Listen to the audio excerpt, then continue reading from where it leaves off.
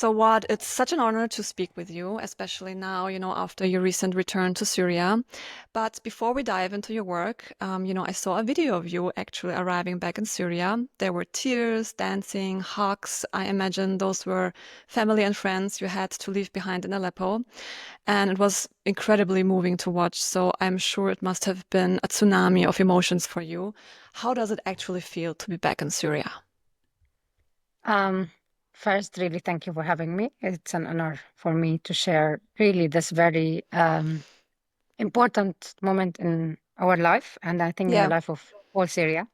yeah. Uh, so I went back into two different places in this trip. One to Aleppo, the place where we were displaced, and I went that like immediately when we arrived. Actually, the place was very different. There's like destroyed building as it was when we left. There was the hospital where we were, where it's all like blocked now because inside it's a whole mess. We didn't see, I think, anyone from like the people we know. Most of them they were displaced with us, so we met a couple of people which we were able to recognize from the neighbors, um, and it was really like emotional and sad, like it was a moment of um like respect to all the people who we lost at that time, to the amazing work that doctors, nurses, activists, like white helmets, were doing to rescue people at that time. But it was also, I think, a moment of um like just trying to understand that we are able to go back. We're here now, we're again here. This is not a dream. This is, not a nightmare where we can escape from the security forces. Like it's now actually like we are back. One of the beautiful moments as well that we managed to visit the house where we get married. We met the family who owned the house, which we've never met before, Hmm. and it was just an amazing moment, to see how does that house looked like even before we be there, and to meet this family who were very very generous and kind to us. Yeah. Um, and it feels, like when we saw this, like we planted, for example, like a small tree, and now it's big one. Like we found how much life goes, on, and it was amazing just to see people happy. Um, Mm. the other side, I went back to the house where my family used to live, my mom and dad, and that was after 12 years of being um, like fled the area. That area was under the regime control, so it's in a very different situation. Yet it was very heavy, and walking in there, coming back, I left there in 2012. Like it was my own kind of, decision. I wanted to go. I want to join the protest. I wanted to be part of the revolution, and I was never able to come back because of the security situation there. So I had also to hide for years using a different name, not mentioning my family, not mentioning even the town where I'm from, which I was always very proud and happy to be, the small town Yeah. called Masyaf. So I had to do a lot just to not be who I am. And that moment was really about, going back and telling out the word, this is me, this is my town, this is my family, this is people I know, and for them as well to recognize me and be able, to welcome me without being scared or without any fear. It was just amazing moment. Um, Also having Hamza with me back, we got married in East Aleppo. He've never been to my house, to my family. He met only the people who had to flee later, but it was the first time, we go back to the house where I was born, where I grew up, to meet just my big family, who were so happy as well, like to see me. Yeah, I Uh, can it was imagine. really like, it was very emotional. Um, but I think it's part, what I was just saying to someone yesterday, um, it, it, it gave me back some of my dignity, some of my feeling that, I am not just like Wad, who's like been displaced or like who've become a refugee. It gave me back some of my personal, I think, justice. And I know that the way, for justice, like it's very long and it's going to be very big. But I think everyone who was displaced and are able now to go back, like this is part of our own. like justice, which is, I think we all need. It's also probably somehow a return to your own identity. If you, it's the closure, right? It's the circle that's closing, that you're going back and you're like, this is me. This is, you did not forget who you are, obviously, but Yeah, kind of you're forced to live another life, another personality. exactly. Yeah. Yeah. Yeah. And now in August, I'm going back with the girls for the first time. So Oh, I'm also excited. so you haven't been with the girls yet to Syria. No, actually, it was very like I think awake decision we had to make, Hmm. me and Hamza, because like we thought, like we wouldn't be able to deal with this emotion. Like if they are there, we had, to like we just wanted to have our own space to face everything and reflect on everything. So we didn't want to bring them with us. And Hmm. I think there's another, journey and process for them, and we have to Yeah. be ready to help and support them in this journey. So we Yeah. decided that the first trip is only us, and now in August we're going all together. Oh, wow, that's very exciting. So, how did Sama actually react to that? That you said this is the first time we're going and we're not taking you with us because she was there when she was little. I mean, to be honest, they both were very terrified, and they didn't really. I think until now they cannot picture Syria in a no more war, no more bombing. What I think was going on through the past years since we left Syria, we were always advocating about what's going on. We were talking always about the bombing, the shelling, the war crimes. As a like, we witnessed this, so we felt we had it's our responsibility to keep, talking about this. What we didn't realize at that time that we were planting a lot of this, fear and injustice and um just mixed emotion with the girls. And well, also I realized that all over these years, I've never told them about our life before. I've never told them Mm, about what if the war has ended, because I didn't see it coming.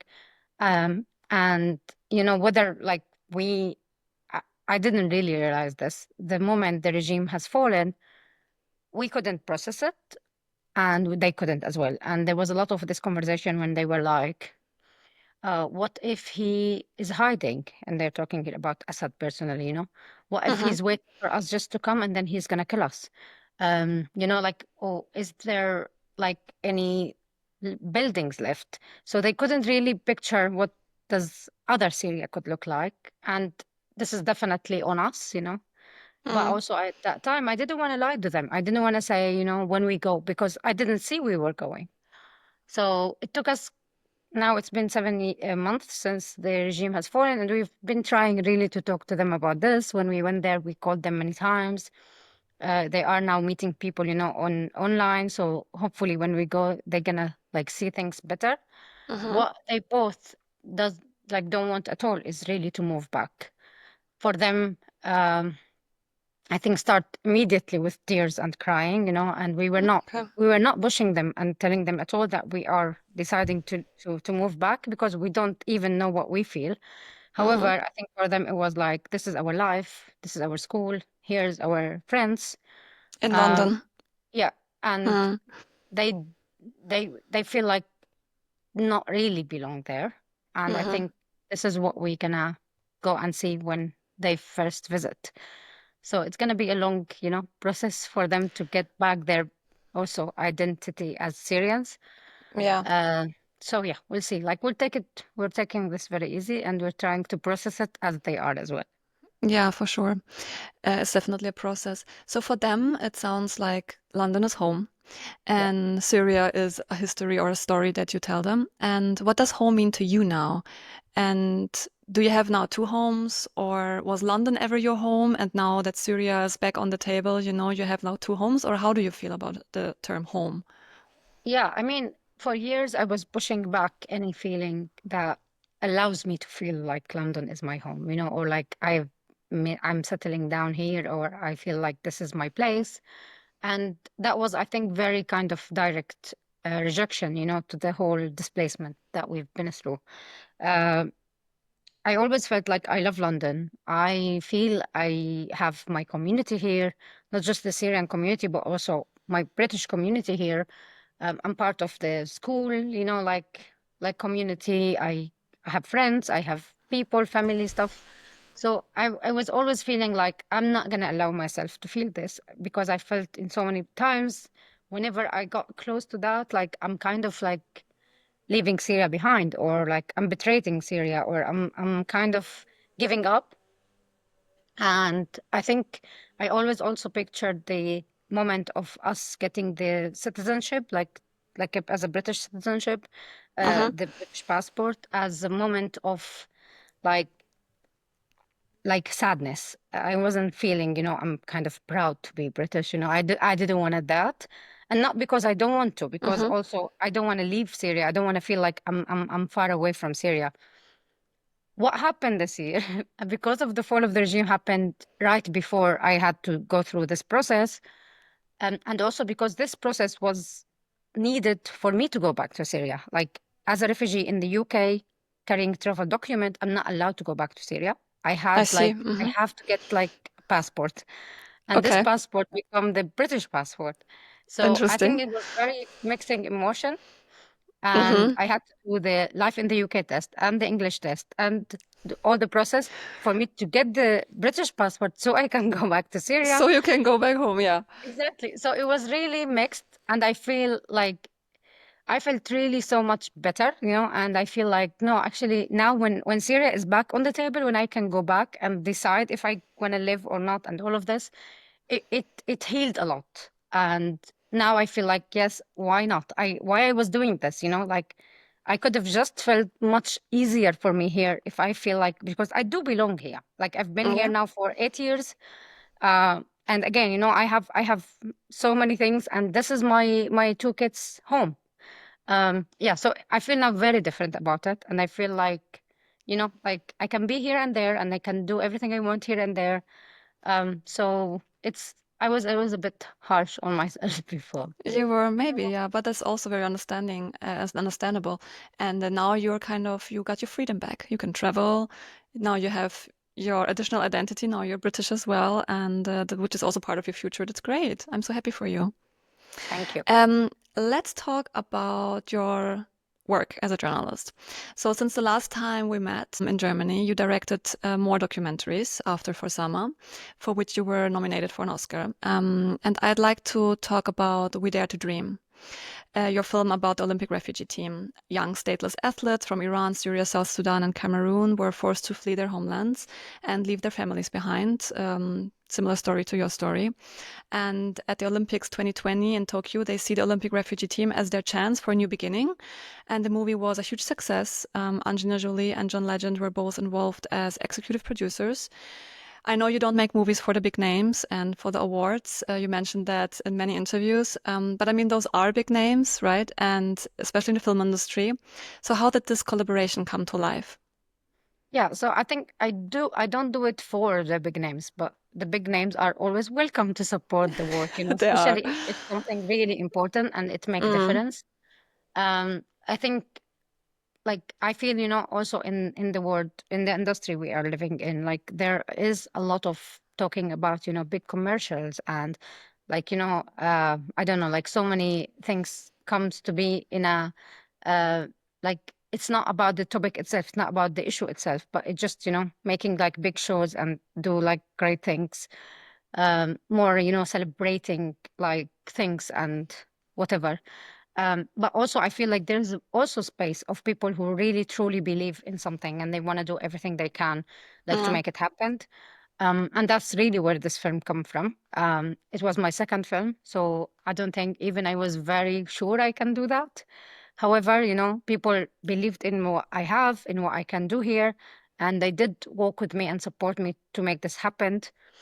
From my own Why were producer, you not? yeah, Why were you not sure that you are able to make it? I wasn't a filmmaker before For Sama.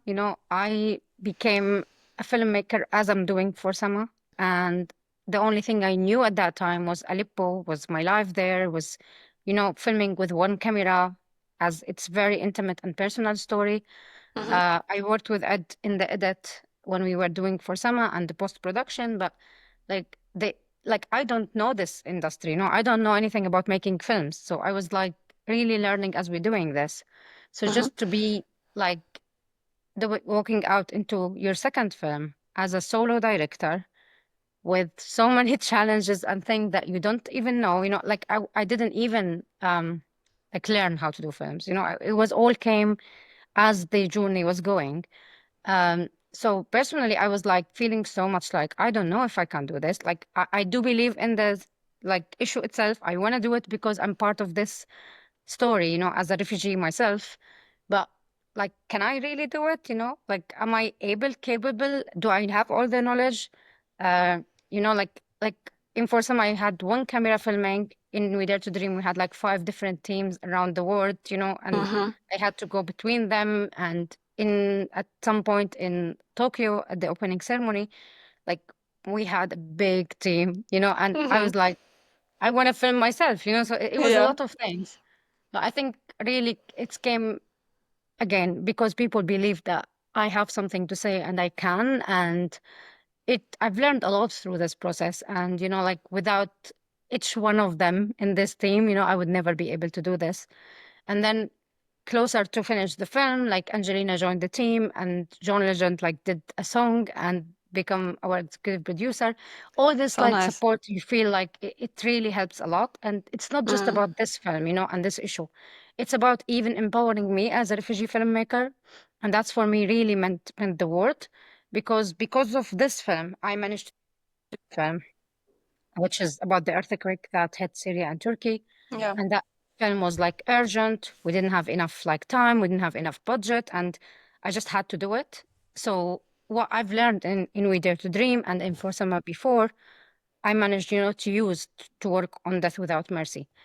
So it feel like every time I'm doing something, it's of course it's like as everyone else, you used what you've learned, but it's more than that, like it's I'm building myself, I'm building my career, I'm building also my understanding to the world, to the industry.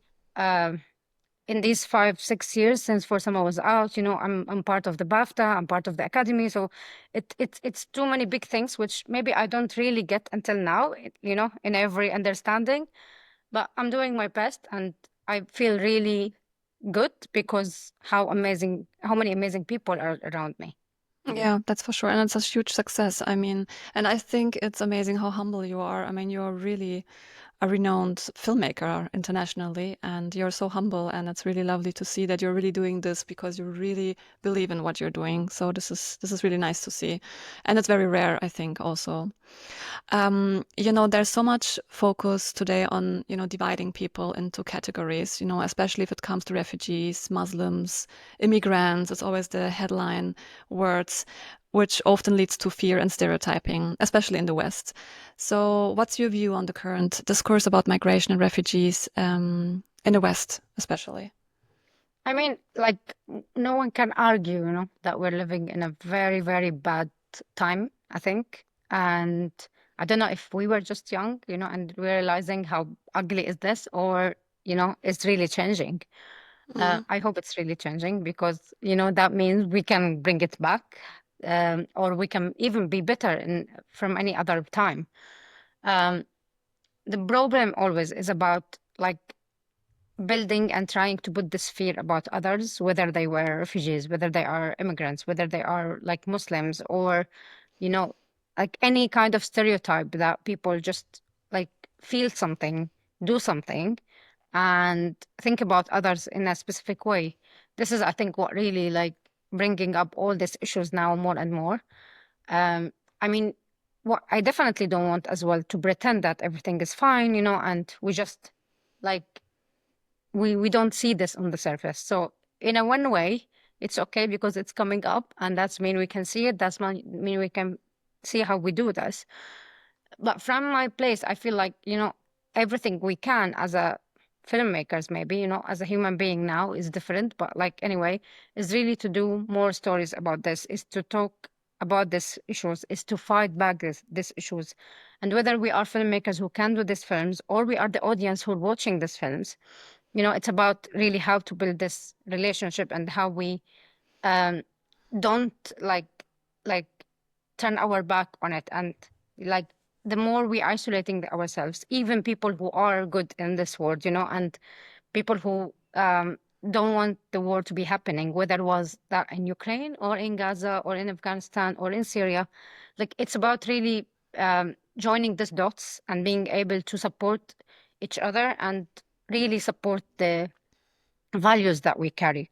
Um, there's so many things that are really disappointing and like you feel bad, because also some people who you think they were allies for some time, like some stand or attitude change because of it's different people. Like, and that's what we should not allow. Yeah. And we should always bring it back to the core of its like own thing. Yeah. No, that's for sure. Throughout my career, I have met a lot of refugees. It was actually, as a foreign correspondent, when I was in Turkey, it was one of my focus. I have been many times to the refugee camps in Turkey and Greece. I've been to the Syrian border, Turkish-Syrian border many times. And, I've noticed that how displacement creates like a unique bond between people. Like, especially, I'm sure you feel that also Yeah. with other refugees, because they face the same hardship. And the refugee athletes that you showed in your documentary, they are acting like their own kind of nation. So how much do you feel you have in common with other refugees, or what exactly do you have in common with not somebody who's making amazing movies, but somebody who's just a normal person migrating, for example, to Germany or England and just trying to get through as a refugee? Yeah, I think I thought in the film and like okay, I do care about other people and like I thought I know enough, about other people's experience. And that really what I found out as we going through, like how really like much we share together. And especially when it's coming, maybe sometimes it's like Syria, Iran, for an example, like we had a little bit of shared experience, but we had a lot of differences. However, the the the bond and I felt with Kimia or with Saeed was really like we can understand each other without even talking about it. Um, and Angelina, and also I felt how much difference are not like our own experience, but the situations between people and countries. Like a Mm, refugee, to be a refugee in Kenya, it's totally different from being like a refugee in the mm, UK. sure. A refugee in Jordan, like it's not like if you are in Germany. Yet, like the trauma and the experience is very like similar. However, the way to heal and the way to be able to build yourself or live your life is like a way longer in some other countries.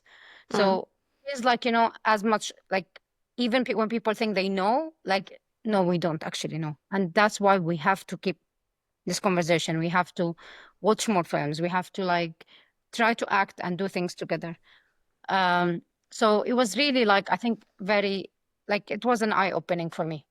mm, And I felt after that film that, like, like we should not be shy about what we don't know. And we should really try to open this connection and conversation with other people. mm. Um, because each one experience is unique and each one experience is important and each one like like uh, life and journey could bring something really new and could help each other as well. Yeah. Your big breakthrough before We Dare to Dream was for Sama, documenting 5 years of war and the siege of Aleppo while raising your first child, Sama. I had tears in my eyes when I watched the movie. It was so moving, but also really terrifying. So how did you rebuild emotionally after leaving Aleppo and completing the film? I think my way out of that was doing the film itself. Mm-hmm. I was in a very low point, in my maybe lowest point ever, when we left. Uh, we didn't want to leave. We didn't have choice to stay, and it felt like we've been like uprooted, from where we are, and like with nothing, and like the fight we were trying, to do all the time, like it was just taken away from us without even, kind of like we were okay, not okay, but we were trying to do our best, living under shelling, bombing, just to be there in Syria, to try Mm-hmm. to do our best from the place where we can be, where we belong. And this all was taken away. So for me, it was like I lost a lot. I lost everything, and I'm no longer able to be there. And then working on the film became my way of, I'm not giving up. I want to do more. I want to tell the story. I want to still be able to be there, even when I can't, by making the film. So it was like a lot of upside down within this 2 years, I think, after we left. Hmm. Um, it wasn't like, there's moments where I can't even remember how was it for me, because it was really, really bad. Yet, I think when the film was out and when I started to see how people were reacting to the film, and again, even way before the Oscar nomination, like we went into very different communities and we screened the film in a small towns in wherever, or like big places, and the reaction all were the same. And you see people who are different, experience different, like background, different languages, they all react in the same exact way. It just Hmm. made me feel that, like, actually, we can do a lot and we have to do a lot. And we thought at that time, like, oh, what we've been through it was all over the news. So like, what the point, like, you don't need to. But then you feel like, no, actually, so many people don't know this, and so They many do, people yeah. were not even allowed to know this. Yeah. That's where it became really my new fight. And um, we're still screening for Sama until today. And in August, when I'm going to Syria, we'll do like a couple of screening in Syria. You So will? Wow, that is great. yeah, our first one In will be in Aleppo? Aleppo. In Yeah, our Aleppo. first one will be Wow. there. Okay. Actually, since the fall of the regime, so many people from Syria were like trying to talk to us about, like, please, please, let's screen the film. And I was Mm. like, not really, no, please. I wanna be there first, and I wanna be like, And then later. the first one should be in Aleppo. So Yeah. we are planning this when we go now. Did Sama actually ever watch the movie? So they know, like Sama and Taima, both they know really enough about the film. They open the trailer by themselves. They show people usually when we are in some places. Okay. Uh, they were nagging to watch the film, and I always was like, not yet, not yet, not yet. I Not wasn't yet. feeling ready.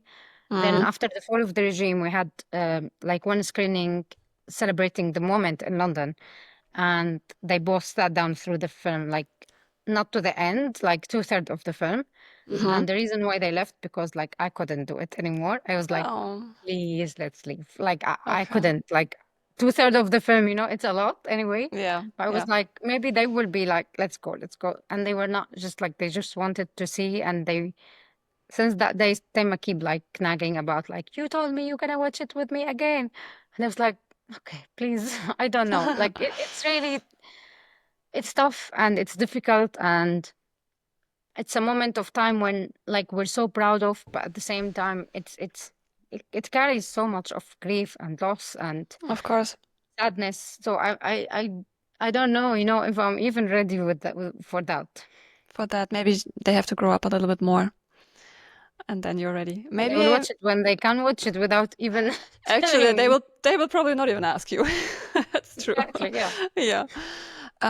We're having a lot of wars and conflicts happening around the world right now. And what role do you think filmmakers and journalists play in holding regimes actually accountable for human rights abuses?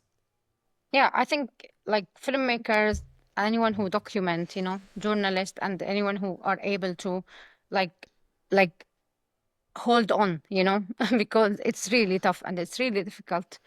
But you know also, like, all these films and stories and narrative, that it should be clear and obvious, and people should not argue about, are faced with very big propaganda and very big, like, misinformation war. So it made every small or big thing people are doing is more important and more important than ever. um, and, like, it's something, it's not just for the communities itself, to understand what they've been through, what happened with them, but also it's really for the future, for people to be able to build these bridges between different experience, different situation. Today more than ever, I do believe that, like, the film that I made to tell the world about what happened in Syria is more than ever important to tell Syrians about other Syrians experience. Mm. And it's not just about, like, telling the story, but also it's about opening conversation to hear from other people as well. How was it for them? We were talking about what happened in East Aleppo.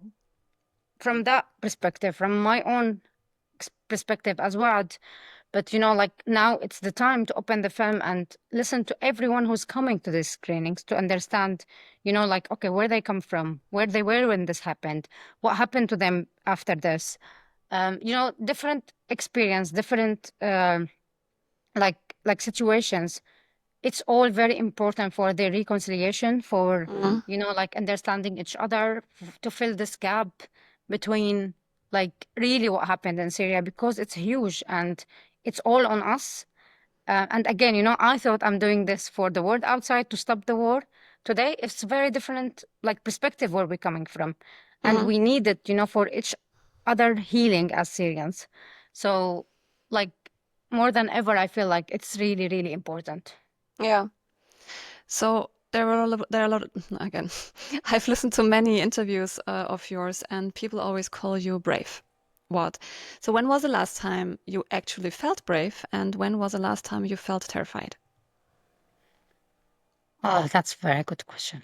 Uh, I mean, like brave is really difficult, like feeling, because sometimes you feel it. Like I think myself, I do feel it just at the moment when I feel like I shouldn't do this, but I have to, and I do it. And that could be even when I get an email, about shall we do this interview, and I feel like I don't want to, like I don't want, I don't feel I can. Hmm. I'm emotionally really like it's difficult for me. But then I have like, no, actually, I have to do it because it's a responsibility I have to take. So when I do Hmm. yes, maybe I still don't want to do it as we speak, but like brave is really different kind of things, and it's a lot. And also with the girls now, um, I always look at them and say like how brave I am to do this, how brave You I am are to deal with this. definitely.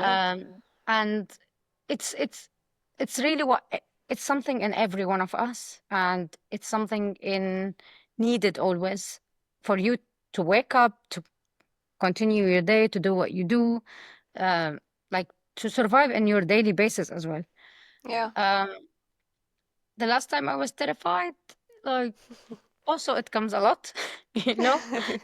It's actually it's the moment before you feel you are brave. It's always like this. First you're afraid, and then you are doing it anyways, and then you're brave.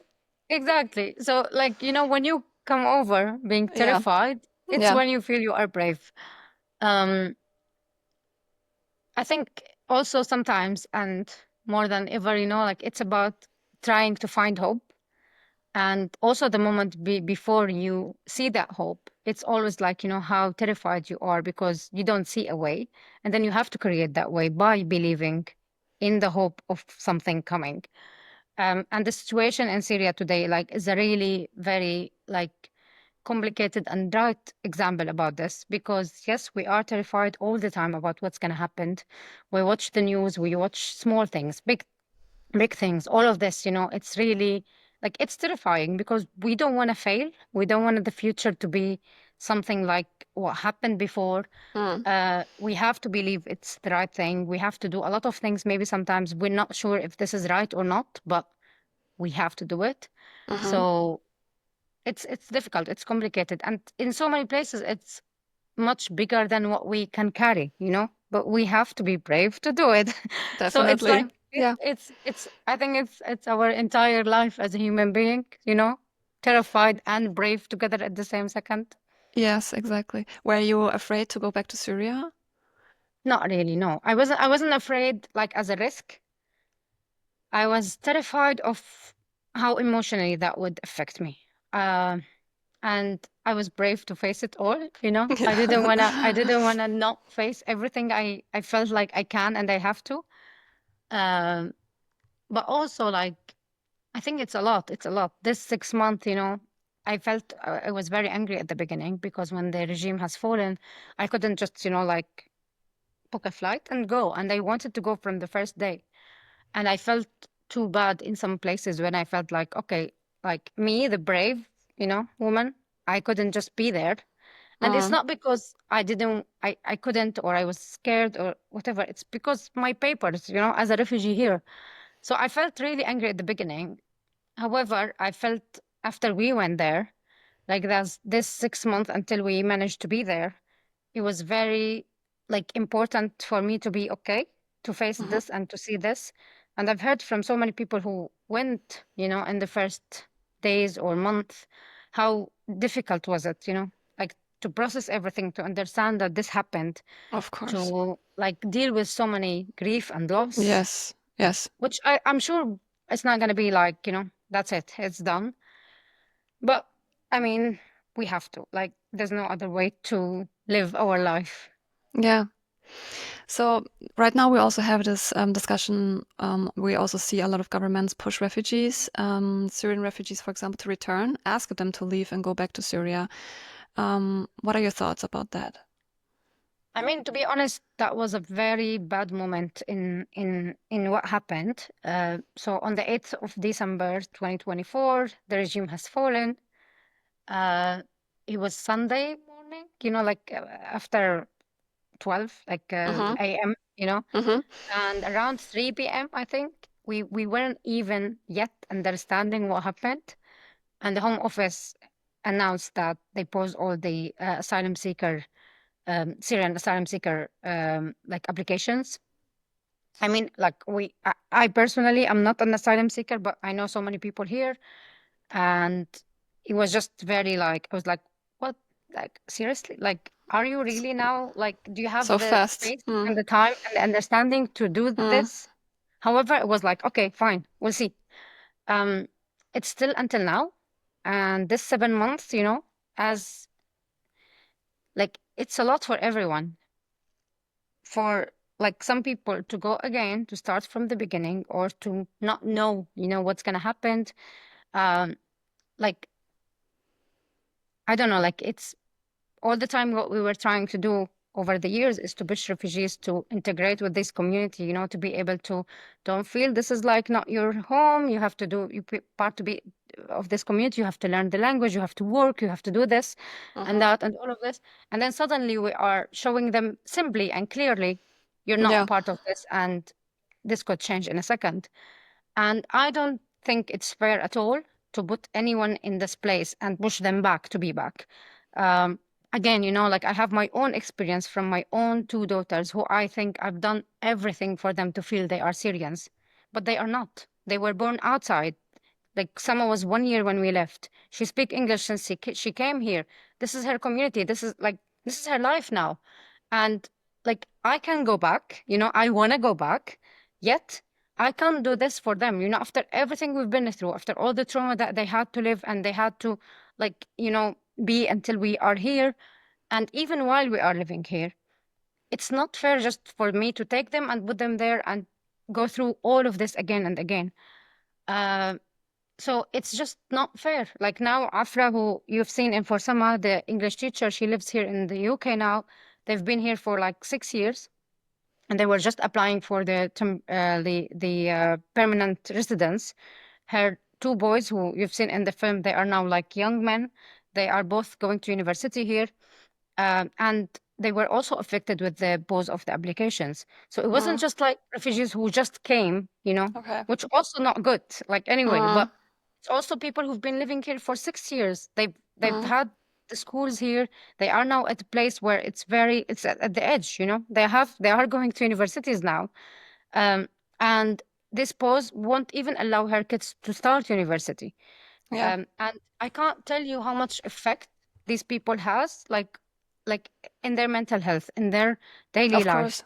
Yeah. And like what for? Really what for? Like Yeah. the amount, the number of refugees in the UK, like it's nothing. Like it's nothing. And they are part of this community. And like I don't know really. Like I feel all the time, we talk about values and we talk about who we are as a British people and what we want and how the future should look like. And what we're just doing is exactly the opposite. Yeah. Yeah. Yeah. I'm sure this news shook up some people's lives. I'm sure. Yeah. Yeah, It sounds very stressful for sure. Again, stress. After stress, there comes more stress. Um, exactly. what your last name, Al-Katab? It was, you already said it in the beginning, isn't your real name. So it was your name. You and your husband chose to protect your family when you went public. Now, what is going to happen with your names after, now the new Syria is on the table? Yeah. So the first thing I did when Assad had fallen, was like to put on my Facebook, my name is not Waad Al-Khateab, my name is Waad Jarkas, and I'm from a beautiful town called Masyaf. Hmm. Um, it's the first thing I felt I want to do, like I want to just, not like, it's not about actually people knowing this, it's about me being able to speak out and say it out loud without thinking of any kind of fear around that. Yeah. Um, so I don't know. Both names are here. I love Wad, who I am, who I was before, who I like grow up with, who also me, same exact me. But also I love Wad Al-Khatib, and I feel like, this journey and everything I've been through, it was really who I truly was. Like, it's kind of like when you put another identity, you are hiding behind it. But at the Hmm. same time, this new identity, it what really made me like do whatever I want without, thinking of the consequences of Yeah. other people. Yes. So I think I'm both, and I will always be both. And I will, at least, I'm lucky that my first name is the same in both. For Hamza, it was much more complicated because, It's his first and last name, which makes oh, people like crazy and confused. And he it is will be also, confusing. Yeah. yeah, even the girls, when they call him, so his first name, Hamza, which everyone knows, his other name is Zahid. Hmm. So even the girls, when they call him and he's like doing something, playing PlayStation, or, he's not there, and the girls like, Daddy, Daddy, Daddy, Daddy, Daddy, and then like, Hmm. Hamza, Hamza. Then they start like, he's not answering. So they were like, Zahid, Zahid, Zahid. So it's like, yeah, it's complicated. It's complicated, but I think you will get there. I think that's also process. Amazing. Can you tell me about your future projects? What's next for you? Are you going to do something in Syria again Yes. or? Yeah. So, I mean, I'm working on a project which I've been trying to make it happen since 2020. Hmm. Um, when I was doing For Sama and I was touring with the film out, I had a thought about one of my best friends. Her name is Wafa. She's like an activist, a Syrian activist who lived in Berlin. And her dad was arrested by Assad on 2nd of July 2013. And she was always like an inspiration to me, like even before all of this happened. She's a very strong, amazing woman. And since the disappearance of her dad, she was like doing her best just to keep him alive, to keep his memory alive, to be able to fight for him and so many other detainees. And detention was a very big crime in Syria. And the number of documented people are over like 130,000 people. Oh. Um, after the fall, so at that time, I thought, okay, let's do something together. And like, it's not me doing a film about you. It's let's me help you to do your own story, and Uh-huh. let's do something about you. Hmm. She was very interested. She was doing anyway something about like art at university, so she had a little bit of background, and we started working together. And the story was about her in Germany, locked into this situation, and has no access to find her dad actually, but to do Hmm. everything to make him there.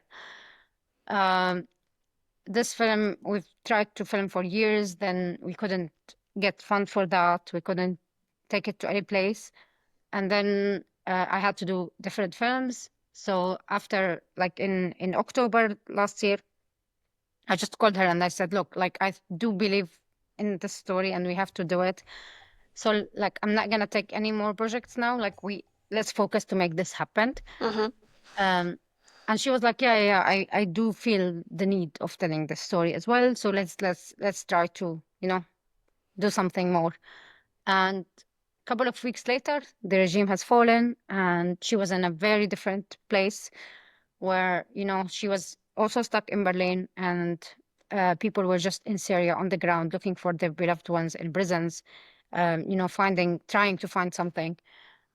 So we kept filming, um, and like we are editing now. Um, so I thought, this would be something like just about specific thing, and then it turned into something very different. It's very heartbreaking. It's very strong, and it's very needed at this time. And it's very important in the coming conversation about transitional justice and justice for Syrians, Mm-hmm. because so many of these people did not come back. So many of them might be somewhere, and it's a long, long, long journey, and it's the beginning of a very hard, difficult, stage, which is for these families who lost their beloved ones.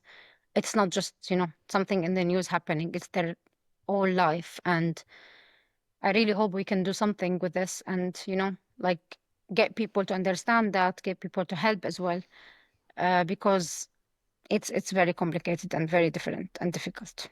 Yeah, I can totally imagine. But that sounds like a really great project and really important. I hope they can find justice. Yeah, thank What you. can you tell me what that Arabic letters behind you mean? Yeah, so this is what was written on, or what we wrote on my dress at the Oscars 2020. Oh, mm-hmm. It's called "We Dare to Dream," Oh, and we won't regret dignity. That was mm-hmm. my message at the Oscar 2020. At that time with Forsama, I felt like I want to say something, maybe not to the world, not to anyone, but to the Syrians who've been, for years tried to fight and keep fighting. And it's about, it wasn't really a good time at that time, like we were going more lower and lower and lower with the so many countries like start to talk about, normalization. Some countries were on the way to normalize with Assad. Um, Assad was still doing all his crimes in Syria, and nothing was stopping.